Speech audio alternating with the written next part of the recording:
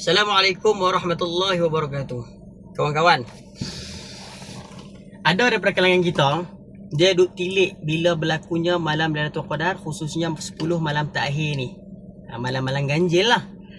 Kerja kita sebagai hamba, sebagai manusia, hanya perlu buat amalan baik saja.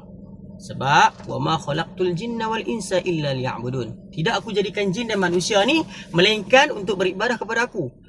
Kerja kita beribadah aja kepada Allah Ta'ala. Bila terjadinya Lailatul Qadar tu, kerja Allah Ta'ala. Dia punya rahsia. Tak payah duk fikir.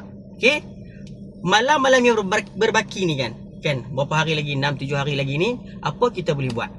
Yang pertama, boleh sedekah sehari RM1. Tak banyak pun, sehari RM1 saja sampai habis Ramadan. Solat 2 rakaat sebelum tidur, baca Al-Quran 1 muka sehari sebelum tidur. Tak pandai baca Quran, baca 3 qul sahaja sebelum tidur. Kalau terjadinya malam Lailatul Qadar pada salah satu malam yang berbaki ni, seperti kita buat amalan tu selama 1000 bulan bersamaan dengan 83 tahun.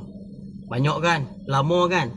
Itu hebatnya Lailatul Qadar. Baik, dapat sesuatu, selamat beramal. Assalamualaikum. Bye.